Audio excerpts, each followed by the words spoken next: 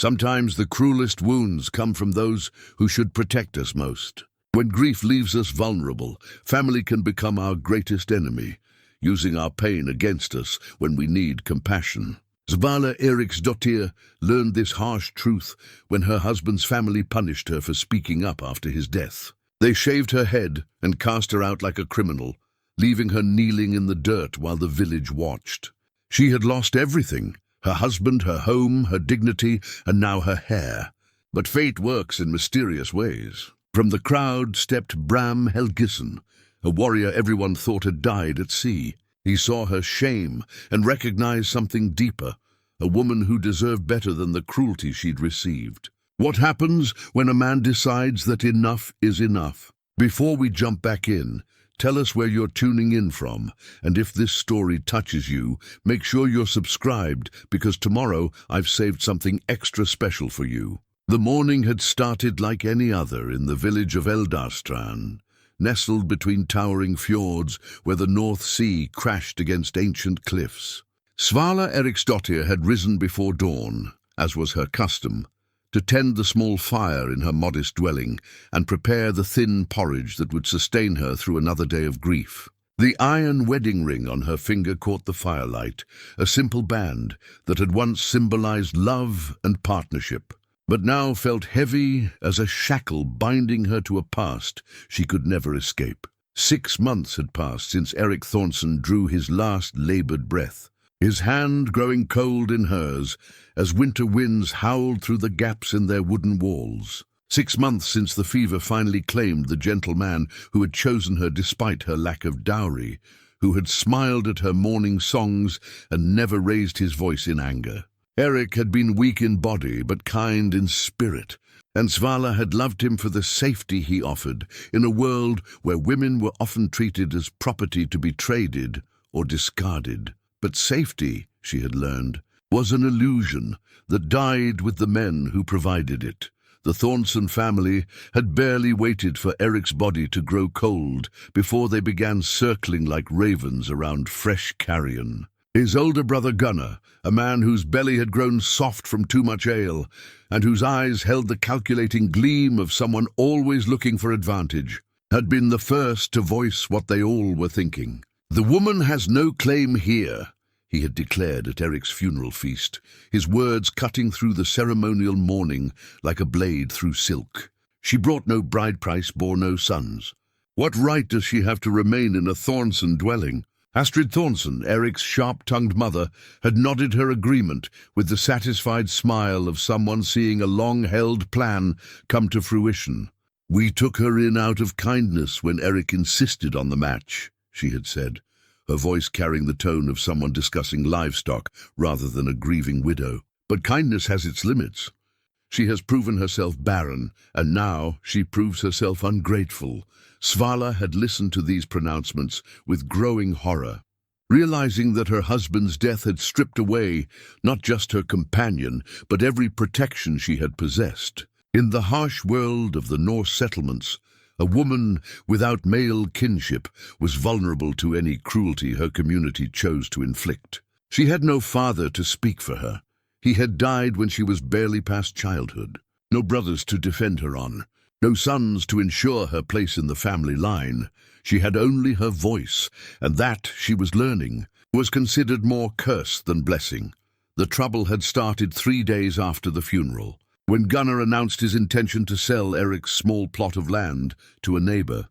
Svala had dared to speak against the decision, pointing out that Erik had always intended the land to provide for her if anything happened to him. It was a modest request. The plot was barely large enough to grow vegetables for one person, but her words had been met with outrage that seemed to shake the very foundations of the longhouse. "Listen to her," Astrid had hissed, her face twisting with disgust. "The barren woman thinks she can tell men what to do with Thornson property. She forgets her place."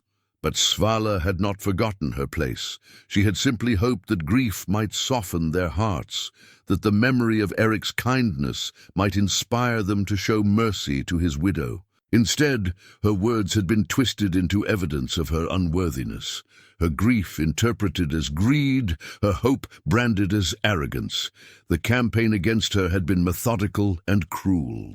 First, they had moved her belongings from the small room she had shared with Eric to a corner of the storage shed, claiming they needed the space for more important purposes. Then they had reduced her food rations, explaining that a woman who contributed nothing to the household deserved nothing from it. When she had tried to help with the daily chores, spinning, weaving, preparing meals, they had found fault with everything she did, criticizing her technique and suggesting that her presence made the work more difficult rather than easier. Through it all, Svala had endured with the patience she had learned during Eric's long illness, when days had blended into nights in an endless cycle of caring for a man whose strength ebbed like the tide. She had told herself that their cruelty was born of grief, that time would soften their hearts as it had softened her own sharp edges during the months of watching her husband fade away. She had been wrong. The final confrontation had come when she overheard Gunnar discussing plans to marry her off to Orm the blacksmith, a widower whose reputation for brutality toward his wives was whispered about in fearful tones throughout the village. Orm had already buried 2 wives under circumstances that raised questions no one dared voice aloud. And Gunnar's willingness to hand Svala over to such a man revealed the true depth of the family's contempt for her. When she had confronted them about these plans, demanding to know how they could consider condemning her to such a fate, their response had been swift and brutal. "You dare question our judgment?" Gunnar had roared, his face flushing red with rage. "You dare suggest that we would make poor choices for a woman who has already proven herself worthless?" "I am not worthless," Svala had replied, her voice shaking but determined. "I am Eric's widow, and I deserve better than to be handed over to a man who kills his wives." Those words, spoken in desperate defense of her own life, had sealed her fate. The next morning, they had dragged her from the storage shed into the village square, announcing to the gathered crowd that Svala Eriksdottir had proven herself an ungrateful, disobedient woman who refused to accept the wisdom of her betters. The punishment for such defiance was public shaming, a ritual designed to strip away not just dignity, but identity itself. As the morning sun climbed higher, Svala found herself kneeling in the dirt of the village square, surrounded by faces she had known for years, neighbors who had shared meals at her table, women who had sought her counsel during their own troubles, men who had praised Eric's good fortune in finding such a capable wife. Now they watched in silence as Astrid Thornson approached with a sharp iron blade, her eyes gleaming with satisfaction. "Let this be a lesson," Astrid announced to the crowd, her voice carrying clearly across the square. "This is what befalls women who forget their place, who think themselves equal to men in wisdom and judgment." The first cut of the blade through Svala's golden hair had felt like a physical blow, each severed lock falling to the dirt like a piece of her former self. She had grown her hair since childhood, braiding it carefully each morning as her mother had taught her, wearing it as a crown of femininity and pride. Now it lay scattered in the dust, trampled underfoot by the very people who had once called her friend. But even as they stole her hair, they could not steal her spirit entirely. Somewhere deep inside, beneath the layers of humiliation and pain, a spark of defiance still burned. She had done nothing wrong except speak truth to power, nothing shameful except demand basic human dignity. If that made her dishonorable in their eyes, then perhaps their definition of honor was the problem. It was in that moment of quiet rebellion, as she knelt shorn and shamed before the village, that she heard a voice she had not heard in years, a voice that had once been the subject of stories told around winter fires, tales of a warrior who had sailed beyond the horizon and never returned. Enough. The single word cut through the murmur of the crowd like a blade through cloth, carrying an authority that made even Gunnar Thornson step backward. From the edge of the gathering stepped a figure that seemed to have emerged from legend itself, tall as a standing stone and broad as a ship's beam, with hair the color of autumn leaves and eyes like storm clouds gathering on the horizon. Bram Helgisson had returned to Elderstrand, and with him came the promise that this story was far from over. The shearing blade gleamed in the morning light as Astrid Thornson made the final cuts, each stroke deliberate and humiliating. Svala's golden hair, once her pride, now lay scattered in the dirt like fallen wheat after harvest. The iron knife that had severed her locks would leave more than just physical scars. It marked the moment when her old life truly ended, and something new, though terrifying, began. Svala knelt in the center of the village square, her scalp stinging from the rough cuts, her heart hammering against her ribs like a caged bird. The assembled villagers watched in uncomfortable silence, some with shame written across their faces, others with the cruel satisfaction of witnessing someone else's downfall. She could feel their eyes upon her, judging, measuring, finding her wanting. "Let this be known throughout Elderstrand," Gunnar Thornson announced, his voice carrying the pompous authority of a man drunk on his own power. Svala Eriksdottir has shown herself to be a woman without honor, without gratitude, without the proper respect due to her betters. She has questioned the wisdom of men, spoken against lawful decisions, and proven herself unworthy of the Thornson name. The words struck her like physical blows, each accusation a lie wrapped in just enough truth to make it credible. Yes, she had questioned their decisions, but only when those decisions threatened her very survival. Yes, she had spoken against their plans, but only to defend herself from being handed over to a known wife-killer. Yet in the twisted logic of their cruelty, her attempts at self-preservation had become evidence of her unworthiness. Astrid stepped forward, holding up the shearing blade for all to see. "This woman came to us with nothing," she declared, her voice sharp as the knife in her hand. "No dowry, no family connections, no value beyond what our poor Eric saw in her soft face. We took her in out of Christian charity, and this is how she repays us, with defiance and ingratitude." Svala wanted to scream, to tell them all the truth about their precious Christian charity. She wanted to describe the cold shed where they had forced her to sleep, the meager scraps they had called meals, the endless small cruelties designed to break her spirit. But her voice seemed trapped in her throat, choked by shame and disbelief that her neighbors, people she had known for years, could stand by and watch this travesty unfold. "She has no claim to Thornson property," Gunnar continued, warming to his subject like a performer before an appreciative audience. "No claim to our protection, no claim to our care. From this day forward, let it be known that Svala Eriksdottir is a woman without standing in this community, a cautionary tale of what befalls those who forget their proper place." The crowd murmured their approval, though Svala noticed that many could not meet her eyes. She recognized faces in the gathering, Helga the baker's wife, who had often sought her advice about healing herbs, Magnus the fisherman, whose nets she had helped mend during the long winter months. Even young Ingrid, who had looked up to her as an example of how a woman might find happiness despite humble origins. Now they all stood silent, complicit in her destruction. As the morning sun climbed higher, casting harsh shadows across the square, Svala felt the last vestiges of her old life falling away. The woman who had woken before dawn to tend her fire, who had believed that kindness and patience would eventually soften even the hardest hearts, was dying in the dirt of the village square. What would rise in her place, she could not yet imagine. "Perhaps," suggested old Bjorn the village elder, his voice creaky with age and authority, "we should consider what is to be done with her now. A woman without family, without standing, becomes a burden on the community."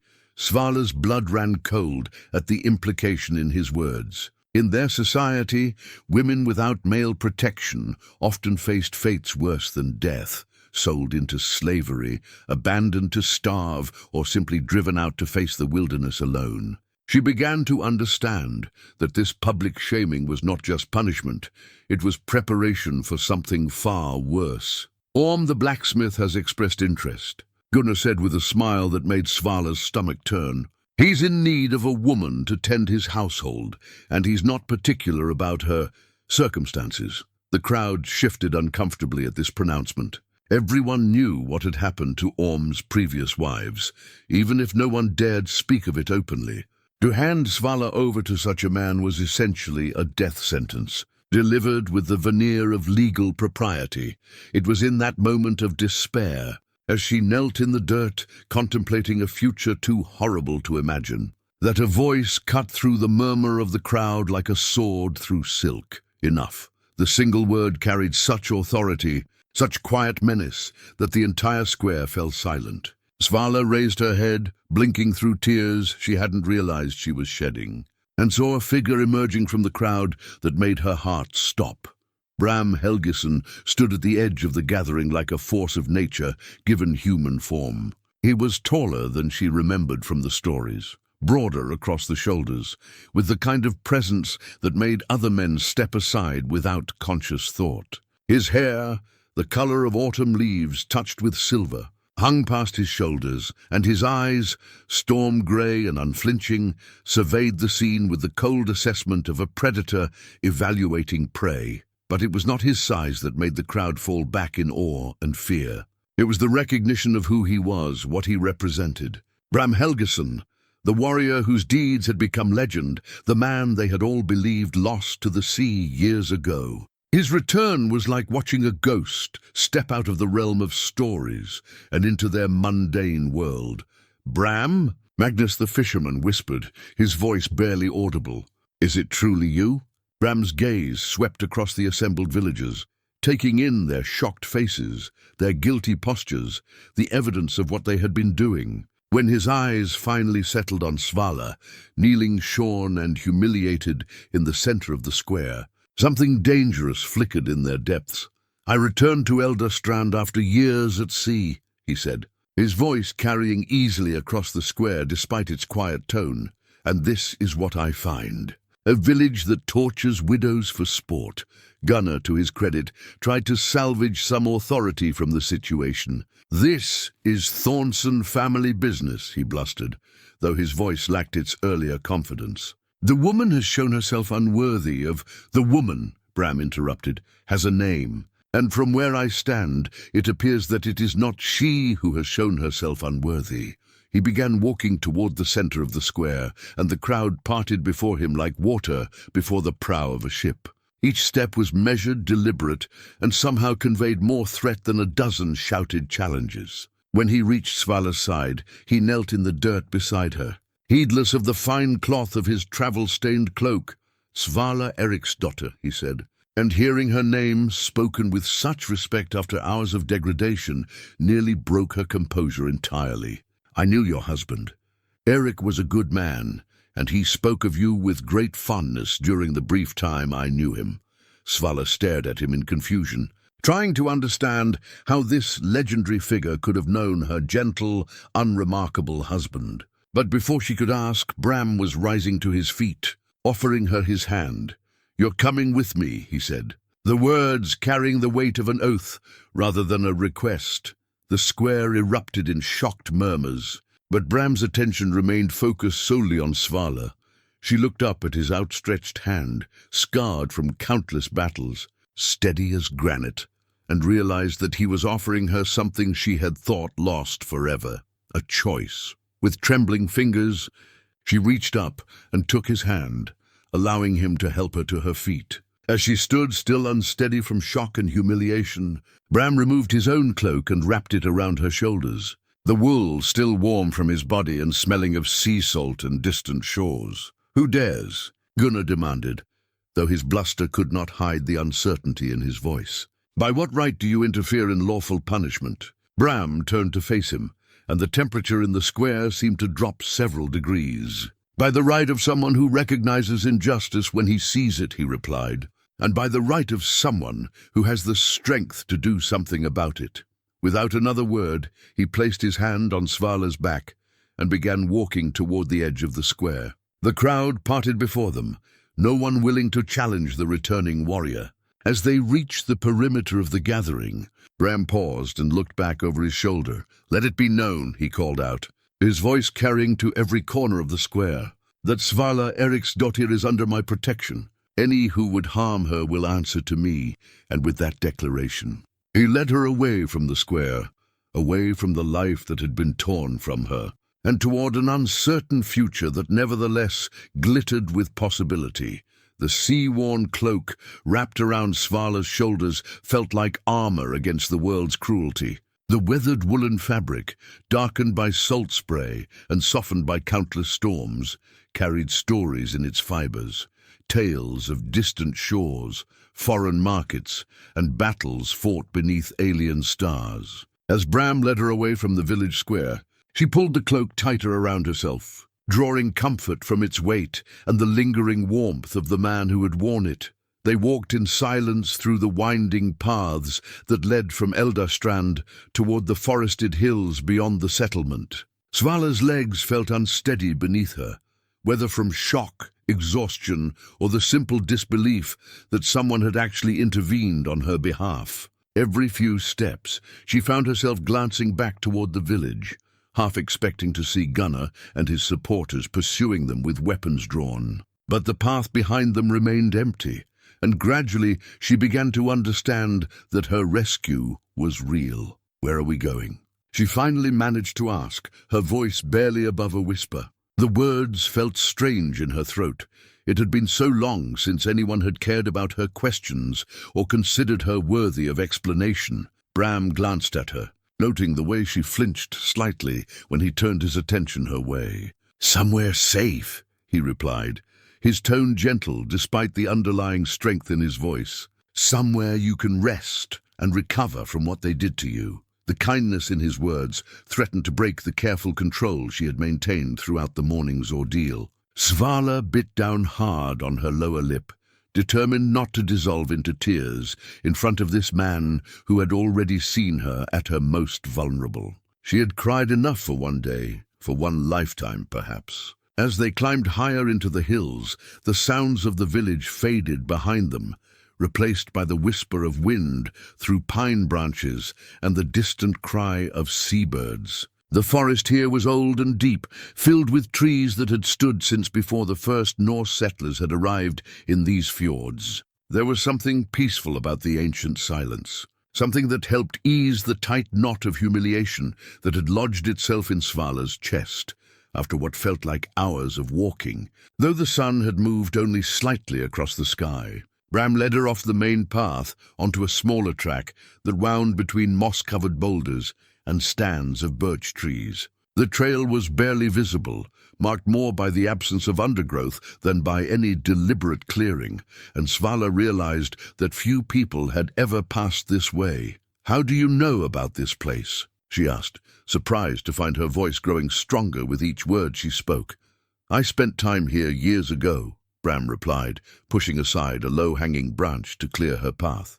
"When I needed to think, to plan, to decide what kind of man I wanted to become." There was something in his tone that suggested painful memories, old wounds that had never quite healed. Svala found herself studying his profile as they walked, noting the small scars that marked his hands and forearms, the careful way he moved that spoke of someone accustomed to danger.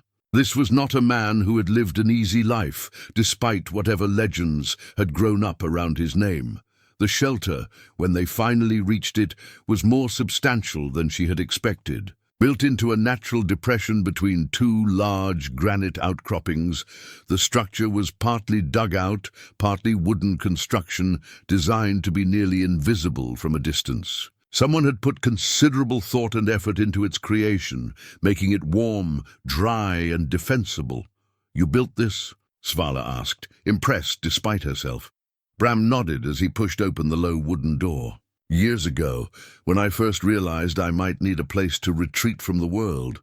I never imagined I would return to it under these circumstances. The interior was simple but comfortable, a stone-lined fire pit in the center, sleeping furs arranged along one wall, shelves carved into the rock that held stores of food and other necessities. Everything was carefully organized and well-maintained, suggesting that Bram had visited this place recently enough to keep it in good condition, As Svala settled herself on one of the sleeping firs, she became acutely aware of her appearance, her roughly shorn hair, her dirt-stained clothing, the lingering scent of humiliation that seemed to cling to her skin. She raised one trembling hand to touch the uneven stubble where her golden locks had been, and for the first time since the blade had first touched her scalp, the full reality of what had been done to her crashed over her like a wave. Bram, who had been kindling a fire in the pit, looked up at the sound of her sharp intake of breath.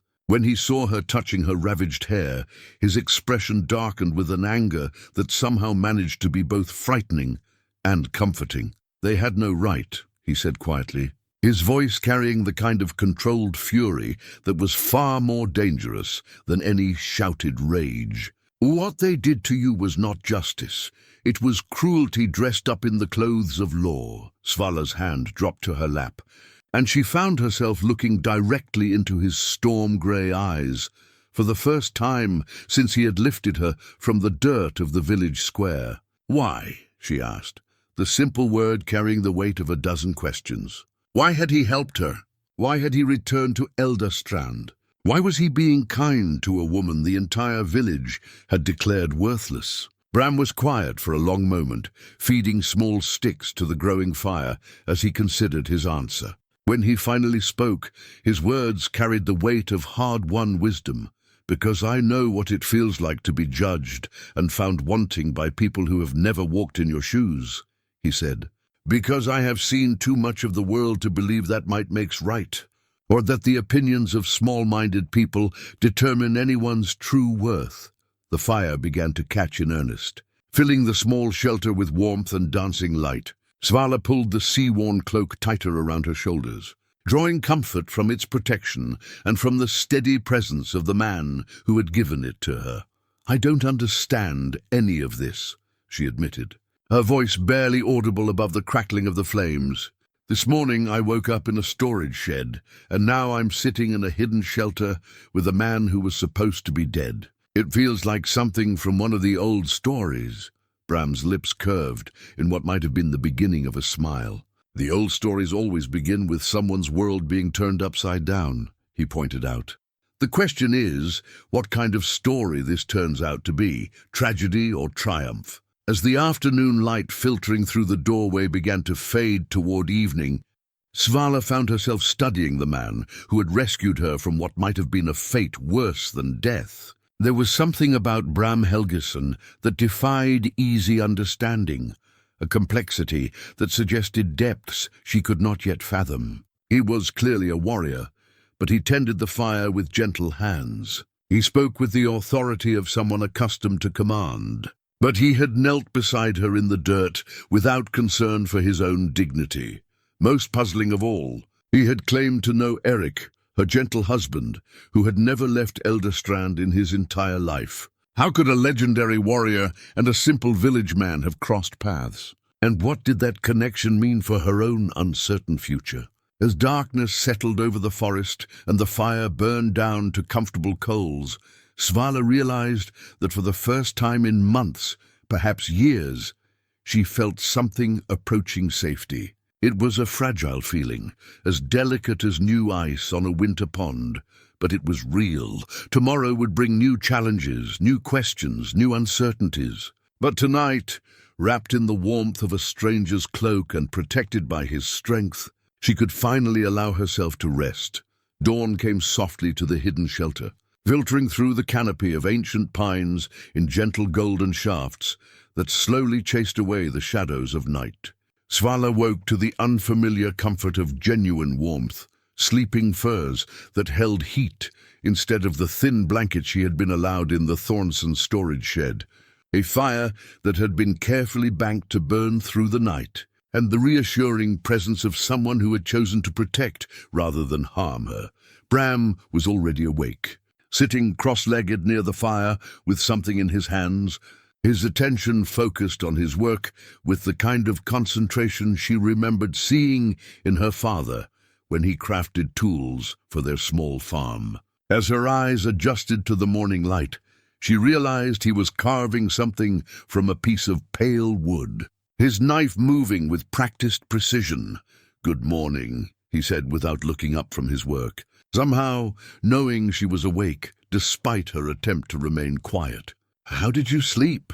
The simple question carried more weight than he probably intended. When was the last time anyone had asked about her comfort, her rest, her well-being? During Eric's illness, she had been the one asking such questions, monitoring his breathing through the night, adjusting his position when fever made him restless. After his death, the Thornsons had made it clear that her comfort was not their concern. "Better than I have in months," she admitted, surprised by the truth of it. Despite everything that had happened, despite the uncertainty of her situation, she had slept more deeply than she could remember. Bram nodded, still focused on his carving. "Safety changes everything," he said. "When you don't have to sleep with one eye open, watching for the next cruelty, your body remembers how to truly rest."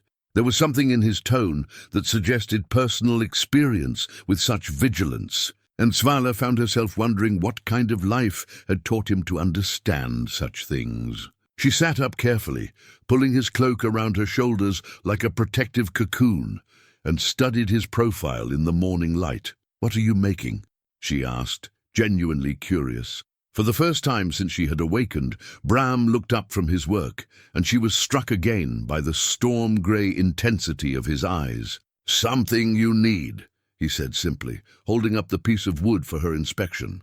It was a comb, not fancy or ornate, but carefully crafted with smooth, evenly spaced teeth. The wood was pale birch, polished to a soft sheen, and every line spoke of patient, skilled work. As she stared at the simple object, Svala felt her throat tighten with unexpected emotion. "For your hair," Bram explained, seeming to understand her silence. "What remains deserves care and respect." The gesture was so unexpected, so thoughtful, that Svala had to blink back tears. In all the months of her marriage, Eric had never thought to make her anything with his own hands. He had been kind and gentle, but never particularly attentive to her small needs or wishes. And since his death, no one had given any thought to her comfort at all.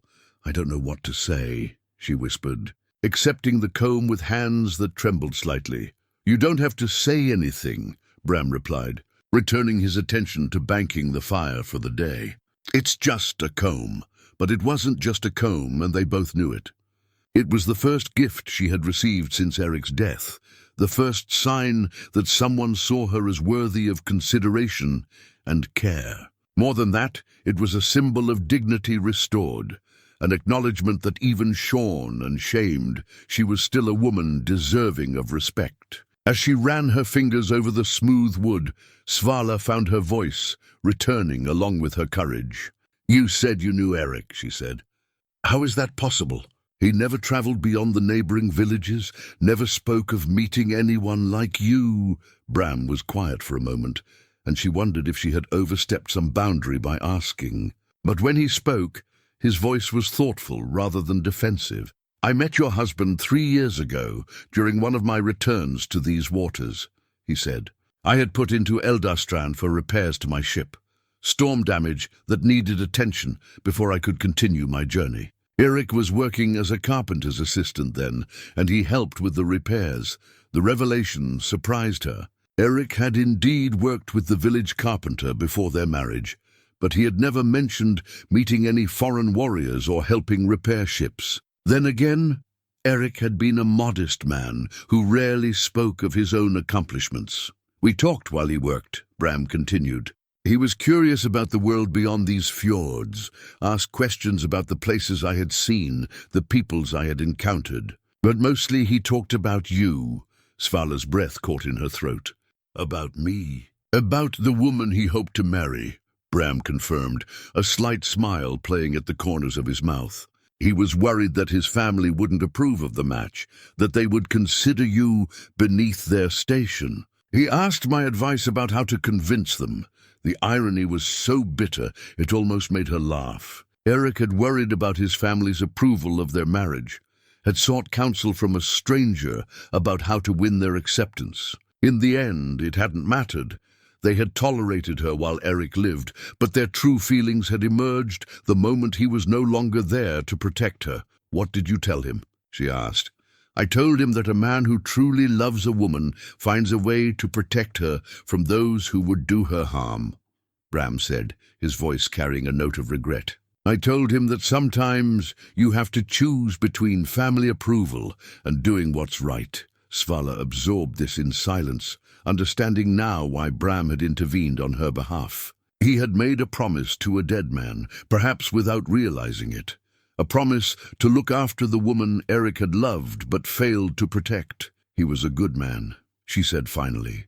"Kind and gentle, but not strong enough to stand against his family when it mattered." "Strength takes many forms," Bram replied. "Physical courage is only one kind, and not always the most important. Erik had the courage to love you despite his family's disapproval.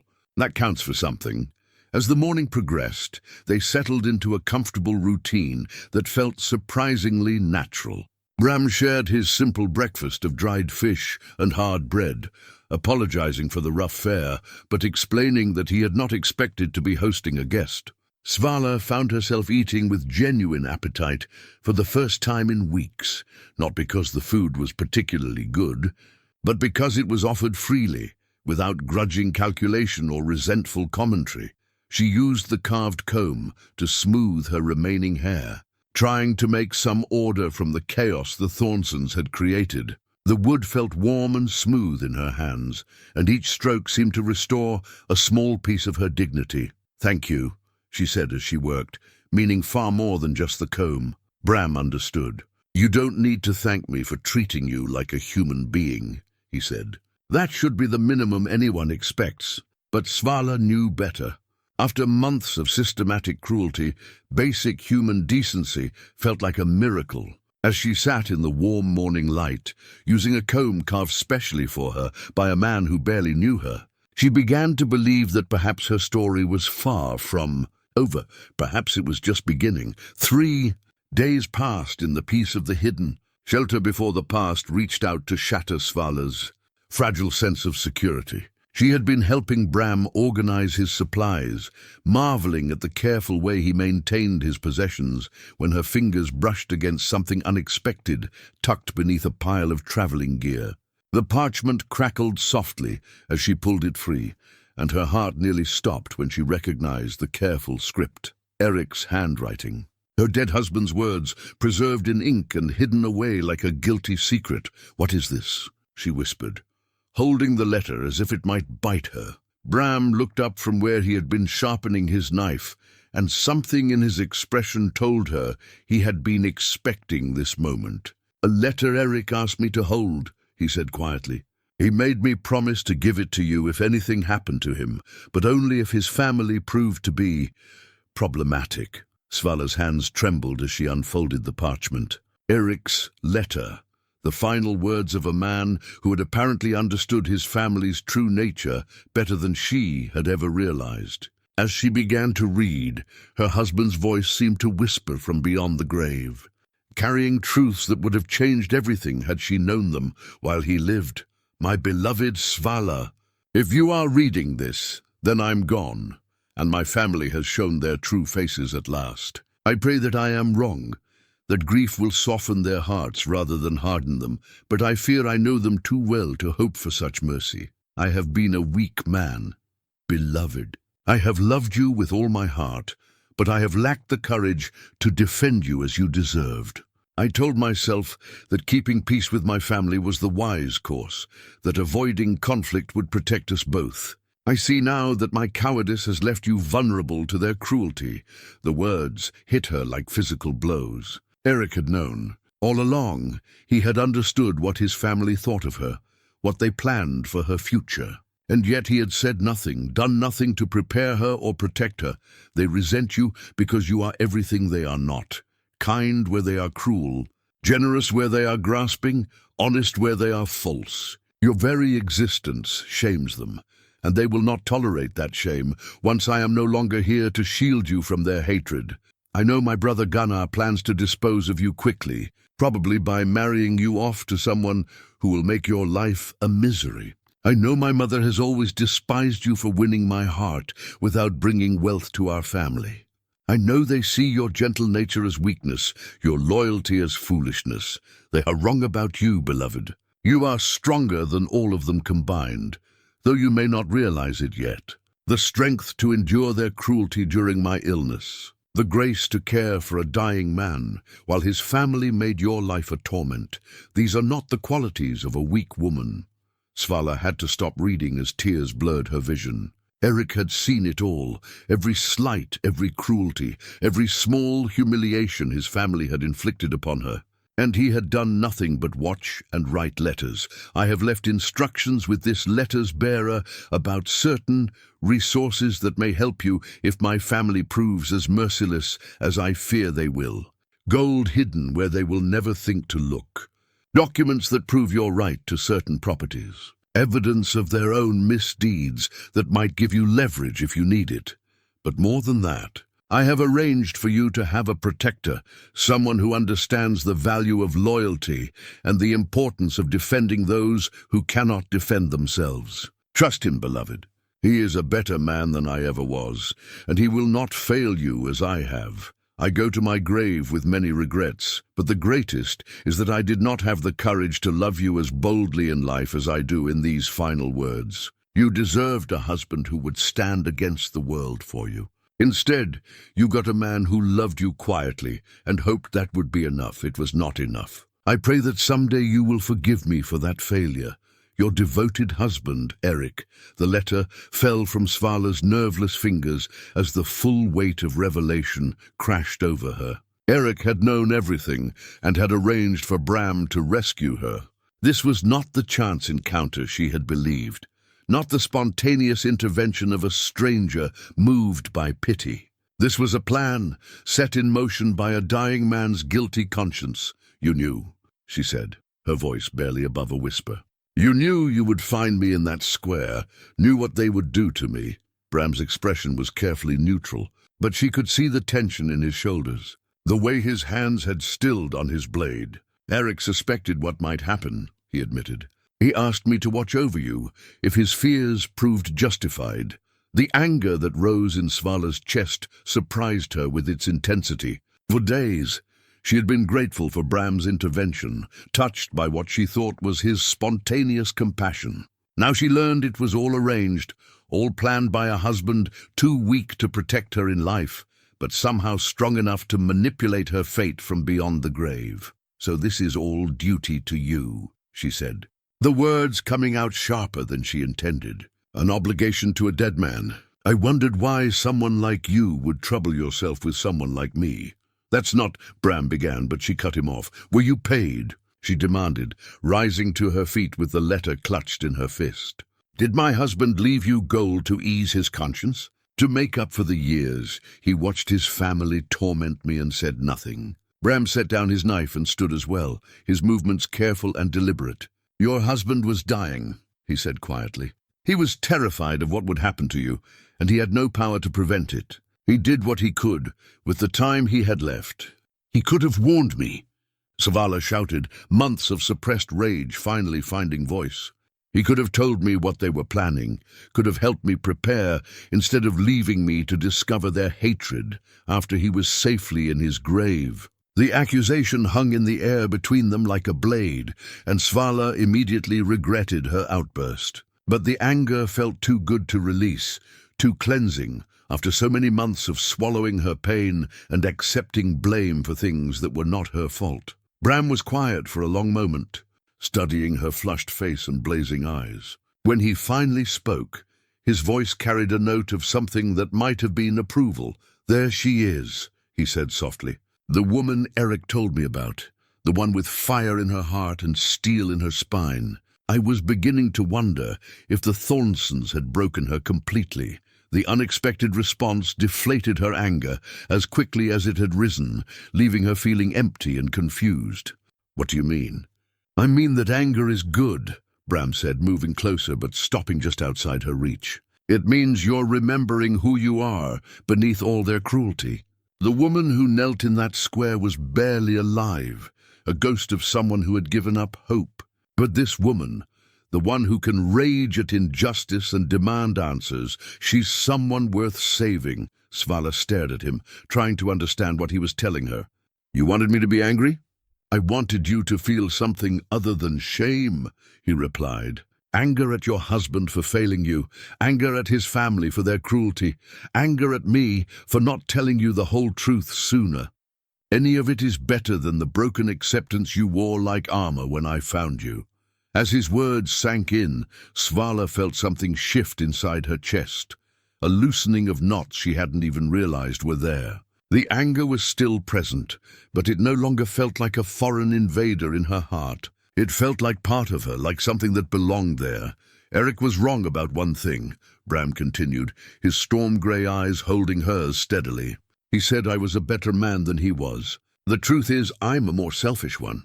Because while he arranged for me to protect you out of duty and guilt, I find myself wanting to stay for entirely different reasons. The admission hung between them like a bridge neither was quite ready to cross, charged with possibilities that both thrilled and terrified her. For the first time since Erik's death, Svala found herself thinking about the future not as something to be endured, but as something that might hold joy.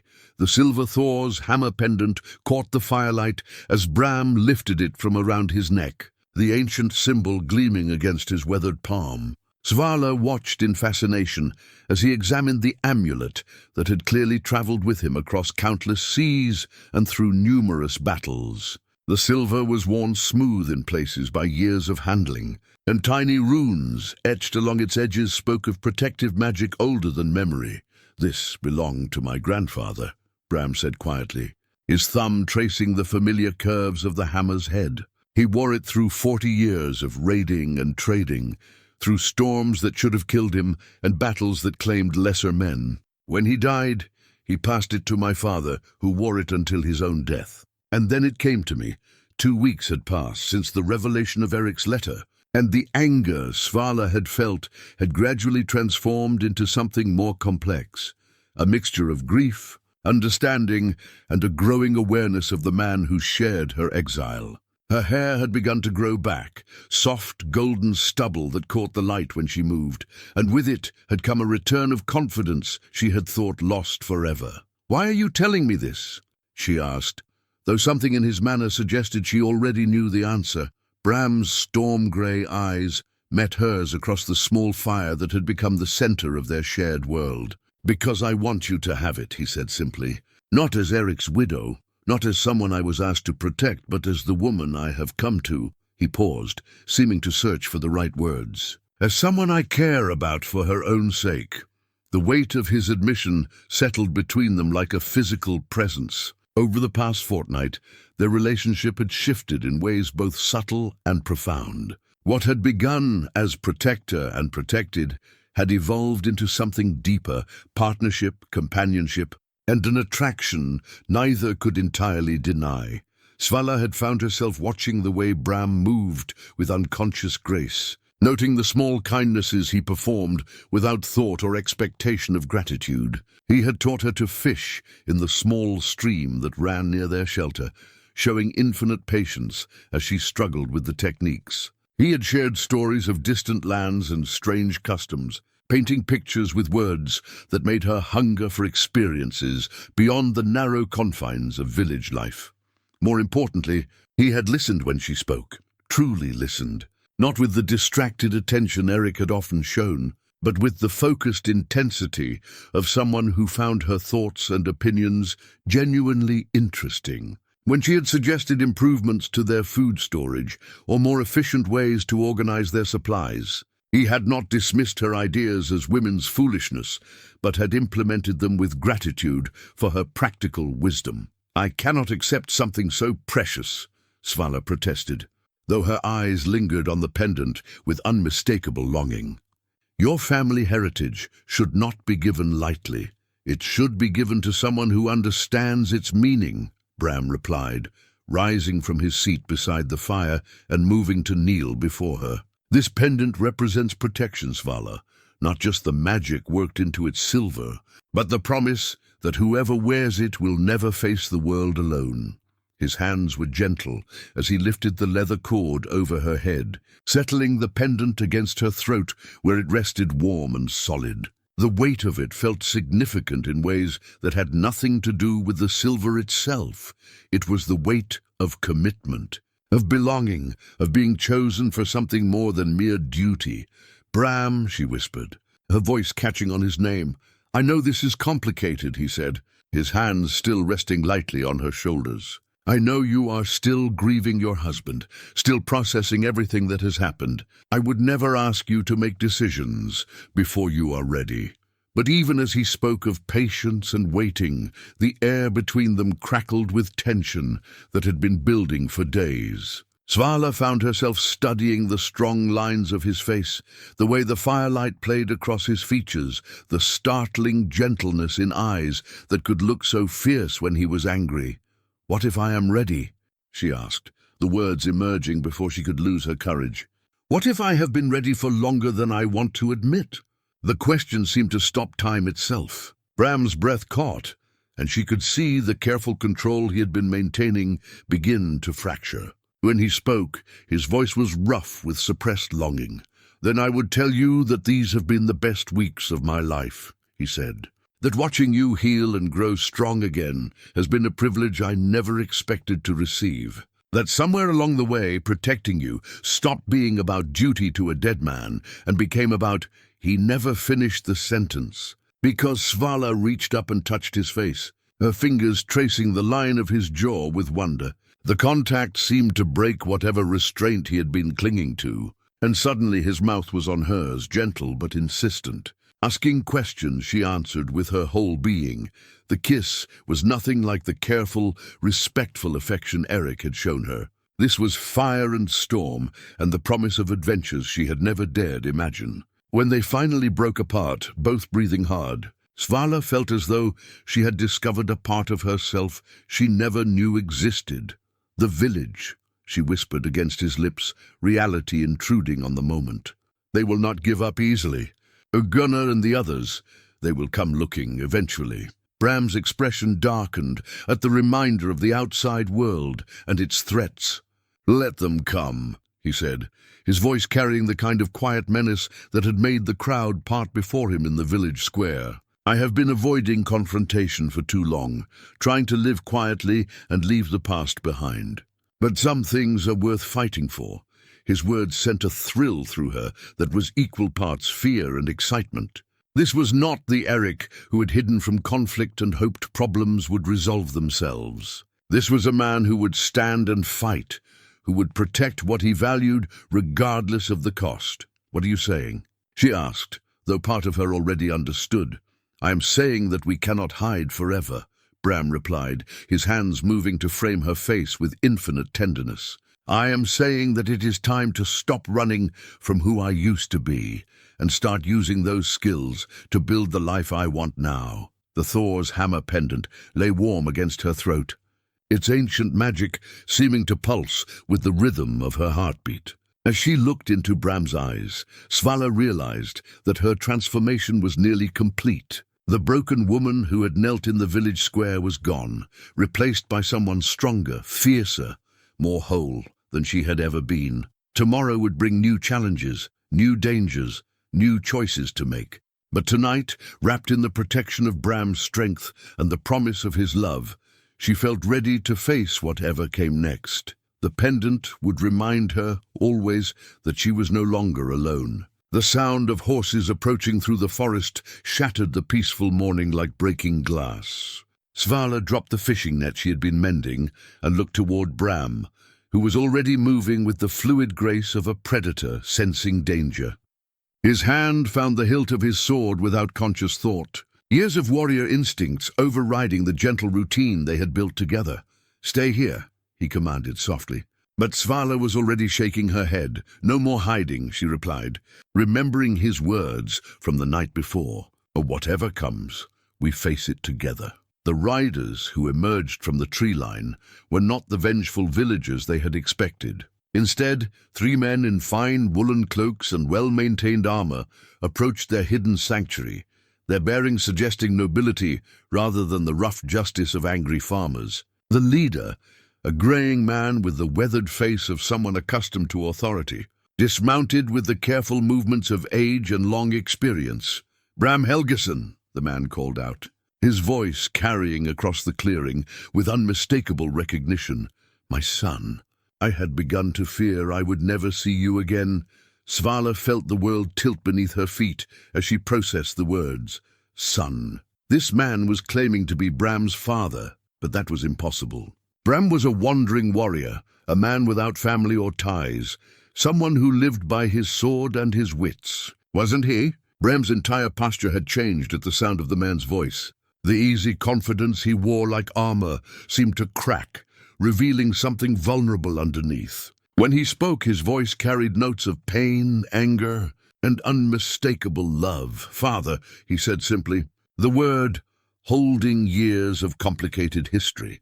The older man's face creased with relief and something that might have been tears. "When word reached me that you had returned to these waters, that you had been seen in Eldarstrand, I hardly dared hope it was true. But then came reports of your intervention on behalf of a local woman, and I knew it had to be you. You always did have a weakness for lost causes." Svala's mind reeled as she tried to process the implications of what she was hearing. Bram's father was clearly a man of significant standing. His clothes, his escort, his entire bearing spoke of wealth and authority. But more than that, there was something familiar about his features, something that nagged at her memory like a half-remembered dream. "Svala," Bram said, his voice carefully controlled, "I would like you to meet Jarl Magnus Helgisson, ruler of the Northern Territories." He paused, and she could see the struggle in his eyes as he forced himself to continue. "My father," the words hit her like a physical blow. Jarl Magnus Helgisson, she knew that name, had heard it spoken with respect and fear throughout her entire life. He was one of the most powerful men in the region, a ruler whose influence stretched across multiple settlements and whose word carried the weight of law. And Bram, the gentle warrior who had carved her a comb and taught her to fish, was his son. The Jarl's seal, an ornate silver disc bearing his family's ancient symbol, hung from a chain at Magnus's belt, catching the morning light as he moved closer to examine the woman his son had chosen to protect. His eyes, so similar to Bram's own storm grey, studied her with the keen assessment of someone accustomed to evaluating people quickly and accurately. "So, this is the woman who has brought my son back from the dead," Magnus said, his tone neutral but not unkind. "Svala Eriksdottir, widow of Erik Thornson. I have heard something of your recent troubles." Svala found her voice, though it felt strange and unfamiliar in her throat. "My lord," she managed, dropping into a curtsy that felt awkward after weeks of freedom from such formalities. "None of that," Magnus said with a wave of his hand. "Any woman who can convince my stubborn son to abandon his self-imposed exile has earned the right to speak to me as an equal." The casual dismissal of protocol would have been shocking under normal circumstances, but Svala was still struggling to understand the fundamental shift in everything she thought she knew about her situation.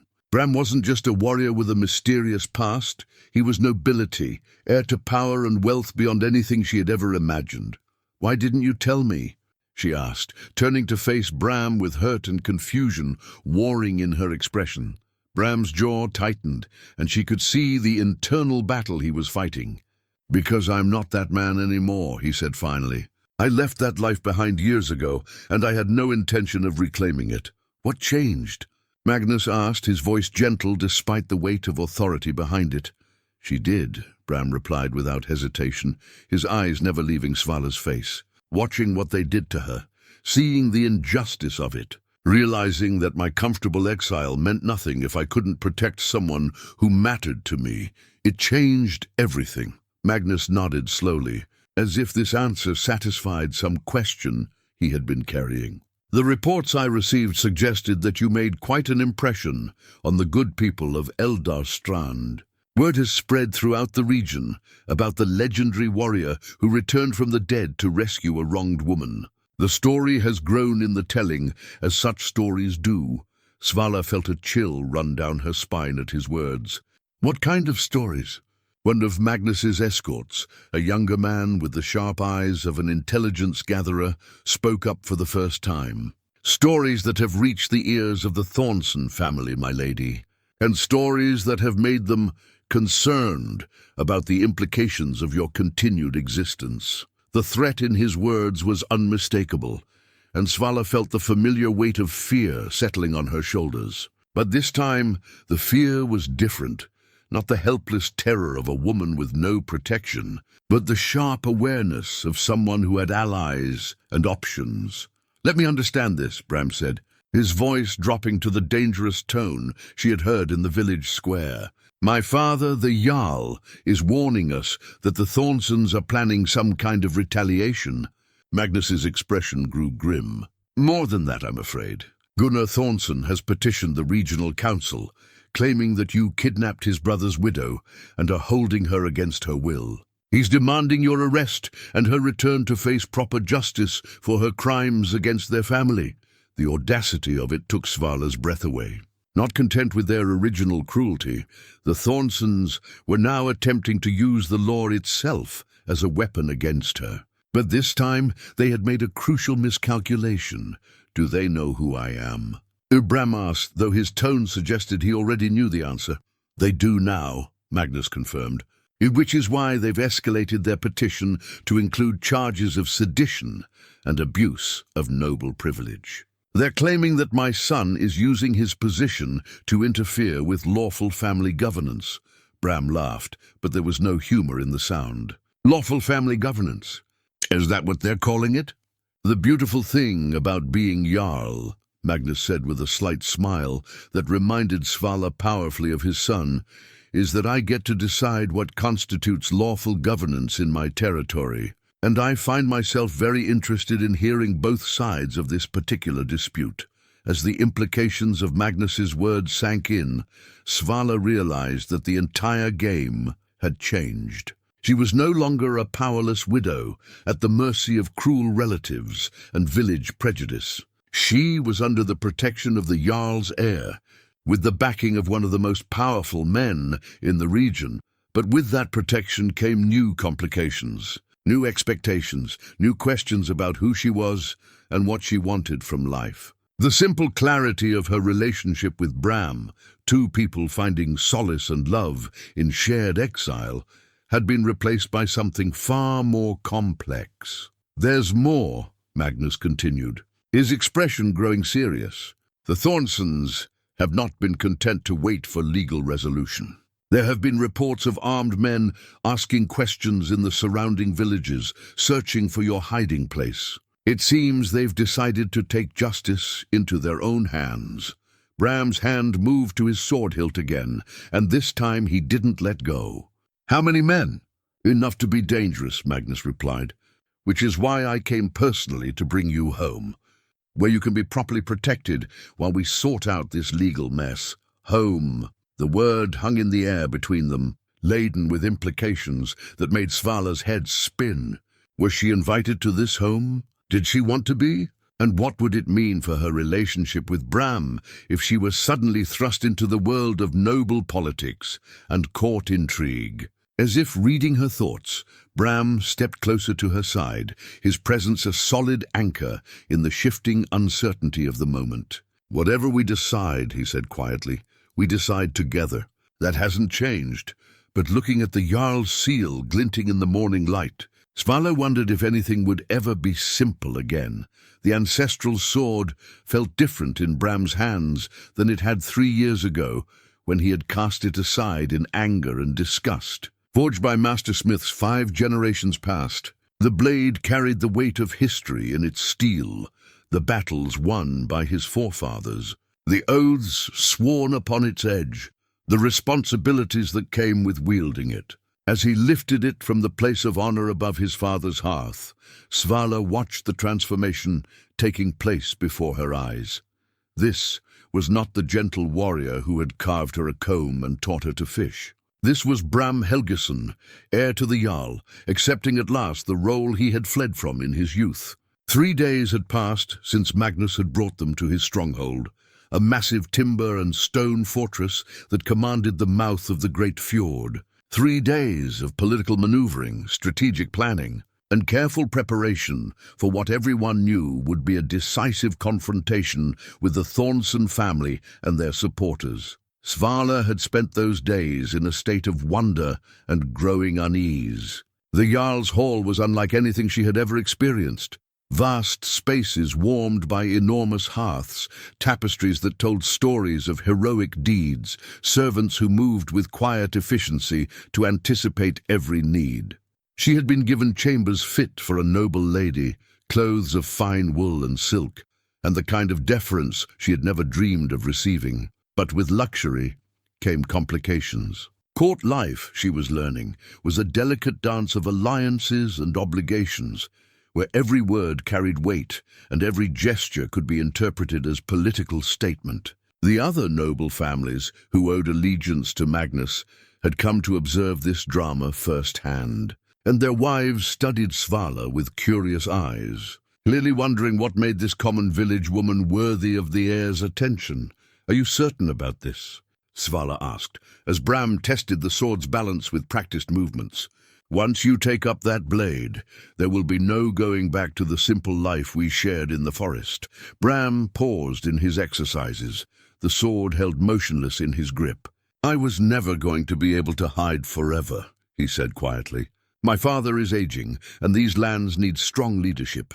More than that, they need leadership that understands justice, real justice, not the kind of cruelty the Thornsons call law." Through the tall windows of the armory, they could see the activity in the courtyard below as Magnus's men prepared for the formal confrontation that would take place the following day. A platform had been erected where the legal proceedings would unfold before witnesses from throughout the region. It would be part trial, part political theater, and entirely decisive for their future. "Tell me about the others who will be judging this case," Svala said, needing to understand the forces that would determine her fate. Bram sheathed the ancestral sword and moved to stand beside her at the window. The regional council consists of 5 jarls, each ruling their own territory, but bound by ancient agreements to support each other in matters of law and defense. "My father is the senior member, but he cannot simply declare you innocent without proper procedure. To do so would undermine the entire system of justice." He pointed to a group of men examining the platform construction. Jarl Erik the Bold from the Eastern Territories, a fair man but traditional in his thinking about women's rights. Jarl Olaf Redbeard from the Southern Lands, younger, more progressive, likely to be sympathetic to your situation. Jarl Sven the Wise from the mountain settlements, old, cautious, will want to see clear evidence before making any decisions. "And the 5th?" Svala asked, though something in Bram's expression told her she wouldn't like the answer. "Jarl Thorvald Grimson," Bram said with obvious distaste. "The Thornsons' overlord, and a man whose interpretation of justice tends to favor those who can pay for it. He'll be their strongest advocate on the council." The political reality was daunting. Even with Magnus's support, they would need to convince at least 3 of the 5 council members that Svala had been wronged and that the Thornsons' actions were unjust. In a society where women's voices carried little weight and family authority was rarely questioned, that would be no simple task. "What if we lose?" Svala asked, voicing the fear that had been growing in her heart. "We won't lose," Bram replied with quiet certainty. "Because we have something the Thornsons don't have, the truth, and the courage to speak it clearly." That evening, Magnus held a feast to honor the assembled nobles and demonstrate the hospitality expected of a great lord. Svala found herself seated at the high table, wearing a gown of deep blue silk that felt strange against skin accustomed to rough wool. The Thor's hammer pendant rested against her throat, its familiar weight a comfort in this alien world of political maneuvering. The conversation flowed around her in currents she only half understood. Discussions of trade agreements, territorial disputes, and the complex web of obligations that bound the Norse nobility together. But gradually she became aware that many of these powerful men and women were studying her with curious eyes, trying to understand what made her worthy of such attention. It was Jarl Olaf who finally addressed her directly, his red beard bristling with good humor as he raised his drinking horn in her direction. "So, Lady Svala," he said, his voice carrying clearly across the hall, "tell us about this great injustice that has stirred our young Bram from his comfortable exile." The sudden attention of the entire hall focused on her was overwhelming, but Svala drew strength from the weight of the pendant against her throat and the steady presence of Bram beside her. This was her moment to speak truth to power, to defend herself before judges who would determine her future. She rose to her feet, surprising herself with the steadiness of her voice as she began to speak. "My lords and ladies," she said, "I am a simple woman who lost her husband to fever and found herself at the mercy of his family's cruelty. I spoke against injustice and was punished for having a voice. I defended my right to live free from violence and was declared unworthy of protection." The hall had fallen silent, and she could feel the weight of their attention like a physical presence. "If that makes me guilty of some crime, then I accept that judgment. But I would ask you to consider what kind of society we become when speaking truth is punished and defending the innocent is called sedition." Jarl Erik the Bold leaned forward, his weathered face thoughtful. "These are serious accusations, young woman. Do you have proof of this supposed cruelty?" Before Svala could answer, Magnus rose from his seat, and she realized that this informal questioning was part of the preparation for tomorrow's formal proceedings. "My son has provided detailed testimony about what he witnessed in Elderstrand," the Jarl said. "But more than that, we have evidence that the Thornson family has been systematically abusing their authority for years." He gestured to one of his advisors, who produced a leather satchel filled with documents. Reports of suspicious deaths among their tenants, complaints of excessive taxation, testimony from village women about harassment and worse. The treatment of Lady Svala was not an isolated incident. It was part of a pattern of behavior that has gone unchallenged for too long. The revelation that their case was part of a larger investigation sent murmurs through the assembled nobles. Svala realized that Magnus had been using the past 3 days for more than just preparation. He had been gathering evidence for a comprehensive assault on the Thornsons' credibility. As the evening progressed, she found herself in conversation with the other noble ladies, women who surprised her with their intelligence and political awareness. Lady Astrid, Jarl Erik's wife, spoke knowledgeably about legal precedents that might support Svala's case. Lady Ingrid, Olaf's daughter, shared stories of other women who had successfully challenged family authority in recent years. Most surprisingly, she found an ally in Lady Ragnhild, Jarl Sven's elderly mother, whose sharp wit and vast experience had made her an informal advisor to the mountain settlements for decades. "Child," the old woman said during a quiet moment between them, "I have been watching men make laws about women's lives for more years than I care to count.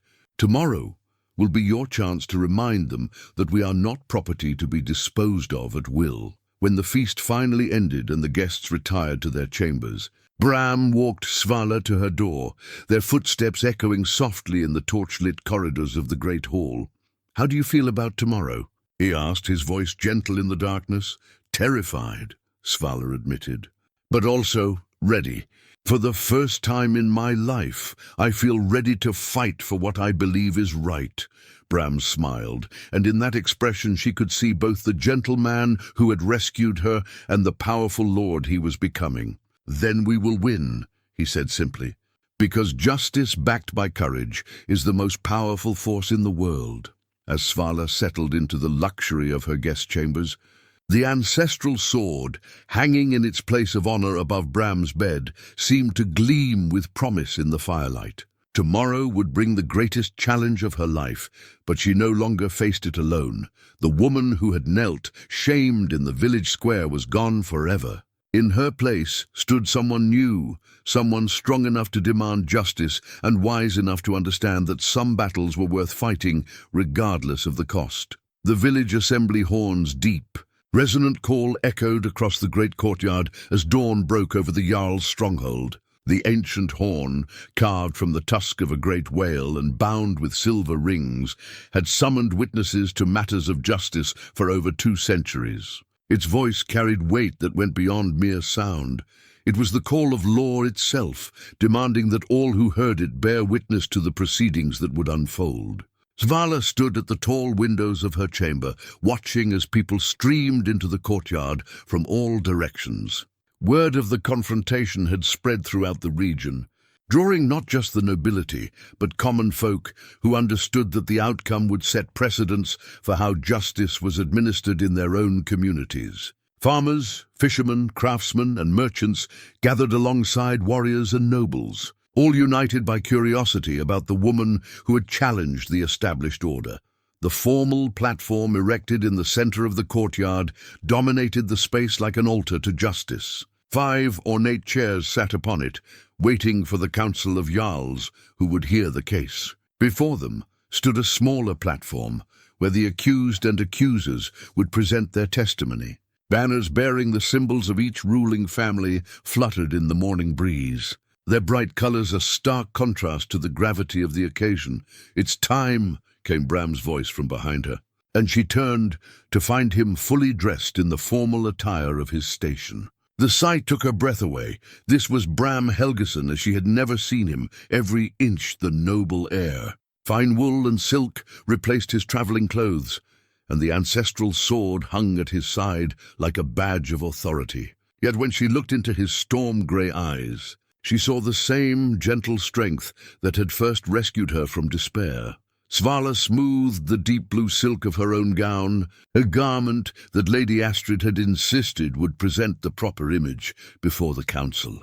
The Thor's hammer pendant rested against her throat, its silver warm from her skin, reminding her of the protection and love that had brought her to this moment. "I dreamed about the village square last night," she admitted as they walked toward the great hall, where they would meet with Magnus before the proceedings began. "But this time I wasn't kneeling in the dirt. I was standing before judges who actually listened to what I had to say." The great hall buzzed with activity as advisors made final preparations and messengers brought last-minute reports from throughout the region. Magnus stood at the center of it all, radiating the calm authority of a man who had spent decades making decisions that affected thousands of lives. When he saw them approaching, his weathered face creased with something that might have been paternal pride. "The Thornsons arrived an hour ago," he reported without preamble. "Gunnar, his mother Astrid, and a substantial entourage including several minor nobles who support their position. They're confident, perhaps overconfident. What about Thorvald Grimson?" Bram asked, referring to the Jarl who would likely champion the Thornson cause. "Already conferring with their advisors," Magnus replied grimly. "He's brought his own legal scholars and what appears to be a collection of documents intended to support their case. We should expect them to be well prepared." A commotion near the hall's entrance drew their attention as the Thornson party made their formal arrival. Svala felt her stomach clench as she saw the familiar figures who had made her life a torment. Gunnar with his soft belly and calculating eyes, Astrid with her sharp tongue and cruel smile. But now they wore the fine clothes of wronged nobles seeking justice, playing their parts in the theater of law with practiced skill. When Gunnar's gaze found her across the hall, his expression twisted with a mixture of rage and satisfaction. Clearly, he believed that bringing their dispute before the formal council would vindicate his family's actions and result in her punishment. The arrogance in his bearing suggested he had never seriously considered that the woman he had humiliated might actually receive justice. "Look at her," Astrid's voice carried clearly across the hall, pitched to be overheard by as many people as possible. "Dressed in silk like a proper lady, when we all know what she truly is. See how she hides behind noble protection instead of facing the consequences of her actions, the calculated cruelty in the old." Woman's words was designed to plant seeds of doubt in the minds of potential supporters. But Svala found that they no longer had the power to wound her as they once had. The woman who had knelt broken in the village square was gone, replaced by someone who understood her own worth. "Let them talk," Bram said quietly, his hand finding hers in a gesture of support. "Words have only the power we give them, and today your voice will be the one that matters." As the assembly horn sounded again, calling all parties to take their places for the formal proceedings, Svala squared her shoulders and lifted her chin. The moment she had been preparing for, since Bram first lifted her from the dirt, was finally at hand. The great courtyard fell silent as the 5 jarls took their seats upon the platform, their faces grave with the responsibility of rendering judgment. Magnus sat in the center as the senior member, flanked by his peers who would weigh every word and gesture in the proceedings to come. Justice, Svala realized, was about to be tested in ways that would echo far beyond her personal story.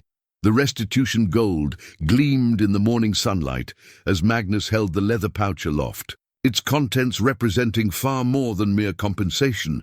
It was justice made tangible, honor restored, and a future reclaimed. The coins within had been drawn from the Thornson family's own coffers, payment for years of systematic cruelty that the council had unanimously condemned. Svala stood before the assembled crowd, no longer the broken woman who had knelt in the village square, but someone transformed by the fire of speaking truth to power. The formal proceedings had lasted hours, with testimony from witnesses throughout the region, painting a picture of Thornson abuse that shocked even the hardened nobles of the council. "Let it be recorded," Magnus announced, his voice carrying clearly across the courtyard, "that the council finds the accusations against Svala Eriksdottir to be false and malicious. Furthermore, we find that the Thornson family has engaged in a pattern of abuse that violates both law and decency." Gunnar Thornson's face had gone ashen as witness after witness testified against his family. Village women spoke of harassment and threats. Tenant farmers described impossible taxes and cruel punishments. Even members of his own household had come forward with stories of violence and intimidation that painted a picture of systematic tyranny. The moment that sealed their fate had come when old Helga, the baker's wife from Eldastrand, had stepped forward with trembling hands to speak her truth. "I watched them cut her hair like she was an animal," she had said, her voice shaking with remembered shame. "I stood there and did nothing while they destroyed a good woman's dignity. I have carried that shame every day since, one by one. The people of Elderstrand had found their voices, admitting their complicity in the injustice, while testifying to the Thornsons' long history of cruelty. The weight of their collective testimony had been overwhelming, transforming what the Thornsons had expected to be their vindication into their complete destruction. The penalty for abuse of family authority, Magnus continued, is forfeiture of that authority and restitution to those wronged. Gunnar Thornson, you are hereby stripped of your position as head of your family. Your lands and holdings are forfeit, to be redistributed among those you have wronged. The gold in Magnus's hands represented only a portion of that restitution, the part specifically designated for Svala as compensation for her suffering. But the true victory was not in the coins themselves, but in what they symbolized: recognition of her worth, validation of her voice, and acknowledgement that justice could triumph over cruelty. Astrid Thornson stepped forward, her face twisted with rage and desperation. "This is madness," she shrieked, her composure finally cracking under the weight of her family's downfall. "You would believe the word of peasants and women over noble-born men? What has become of proper order?" Jarl Erik the Bold, who had initially seemed skeptical of Svala's case, answered with quiet authority. "Proper order is not maintained by allowing the strong to prey upon the weak without consequence. What we have seen here today is not noble behavior, but the actions of petty tyrants drunk on their own power." Svala felt Bram's hand close around hers as the final judgments were pronounced. The Thornson family would be exiled from the region, their property divided among their victims, their authority broken forever. It was a more complete victory than she had ever dared hope for. But as she stood there, holding the gold that represented her vindication, Svala found that revenge felt different than she had expected. There was satisfaction in seeing justice done, but no joy in witnessing the destruction of people who had once been part of her community. The woman who had been transformed by suffering understood that causing suffering, even to those who deserved it, was not the same as healing. "I have something to say," she announced, her voice cutting through the murmur of the crowd. Magnus raised an eyebrow, but gestured for her to continue. The assembled nobles and common folk fell silent, curious to hear what the woman at the center of this drama would say in her moment of triumph. "The Thornson family has been judged and found wanting," Svala said, her voice carrying clearly across the courtyard. "Justice has been served, and I am grateful for the council's wisdom. But I would ask for one thing more: mercy." The request sent shocked murmurs through the crowd. Even Bram looked at her with surprise, clearly not having expected this turn. "Not mercy that excuses their crimes," Svala continued, "but mercy that offers redemption. Let them be exiled, yes, but let them go with enough to start new lives elsewhere. Let them learn from their failures rather than simply suffer for them." Magnus studied her with eyes that held new respect.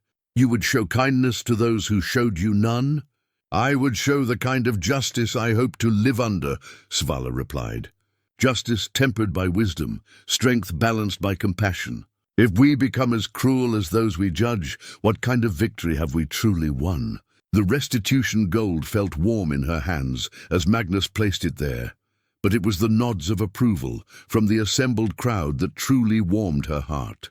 She had not just won justice for herself, she had demonstrated a better way forward for all of them. In that moment, standing before the people who had witnessed her transformation from victim to victor, Svala understood that her story was finally complete, not because her enemies had been defeated, but because she had become someone worthy of the justice she had demanded. 1 year later, the new wedding bands caught the morning light as Svala and Bram stood before the great stone altar of Magnus's hall.